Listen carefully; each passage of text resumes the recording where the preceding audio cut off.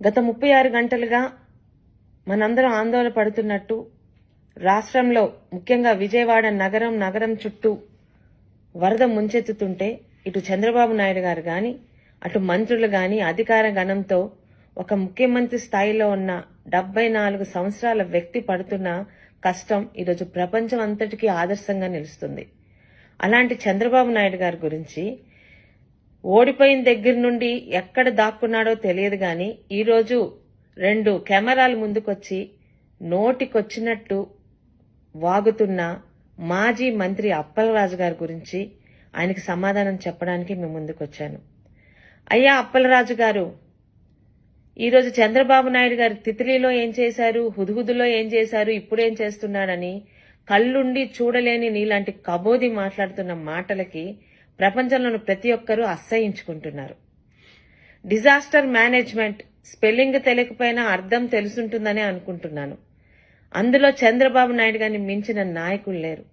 24 గంటల్లో కేంద్ర ప్రభుత్వంతో మాట్లాడి దాదాపు ఈరోజు ఒక 10 ఎన్డీఆర్ఎఫ్ టీమ్స్ తో పాటు పవర్ బోర్డ్స్ తో పాటు చుట్టుపక్కల ప్రతి ఒక్క రాష్ట్రం నుంచి సహాయ సహకారాలు తీసుకుని ఈరోజు ఆయన చేస్తున్న పనికి ప్రపంచం అంతా నివ్వెరపోతుంది. ఒక ఆదర్శ ముఖ్యమంత్రిగా ఆయన ఉన్నారు. ఆయన వయసు కూడా మర్చిపోయి గత 36 గంటలకు ఆయన అసలు నిద్రపోయారో లేదో మాకు అర్థం కావట్లేదు.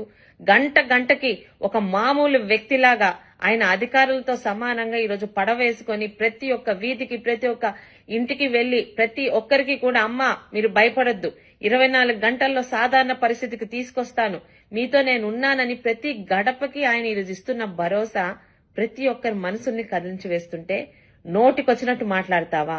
హుదుహుదులో ఆయన ఏం చేశారో నువ్వు చెప్పక్కర్లేదు. విశాఖపట్నం నగరాన్ని చంటి బిడ్డలా కాపాడుకున్న ఈరోజు ఎవరు విశాఖపట్నంలో మర్చిపోవట్లేదు. తిత్లీలో దాదాపు సచివాలయాన్ని అందరినీ ఈరోజు పలాస తీసుకొచ్చి 7 రోజులు ఒక ముఖ్యమంత్రికి ఒక మామూలు బస్సులో ఆయన నివాసం ఉంటూ పలాస మొత్తాన్ని మళ్లీ మామూలు స్థితికి తీసుకొచ్చారు. అలాంటి ఆయన గురించే మీరు మాట్లాడుతున్నారు.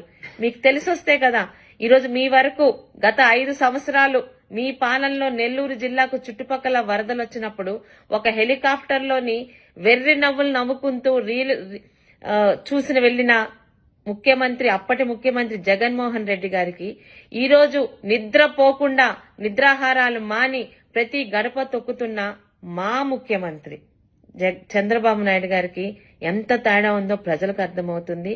దయచేసి అనవసరంగా కెమెరా ఉంది కదా నోటుకొచ్చినట్టు మాట్లాడితే నాతో పాటు ఏ తెలుగుదేశం కార్యకర్త ఇంతకు ముందులాగా కాముగా ఉండరని మీకు సున్నితంగా హెచ్చరిక చేస్తూ, చంద్రబాబు నాయుడు గారు ఎలా కష్టపడుతున్నారో రాష్ట్రంలోనే కాదు దేశంలోనే కాదు ప్రపంచంలో కూడా ఈరోజు మీడియా నుంచి చూస్తున్న మనిషి అన్న ప్రతి ఒక్కడికి మెదడున్న ప్రతి ఒక్కడికి అర్థమవుతుంది.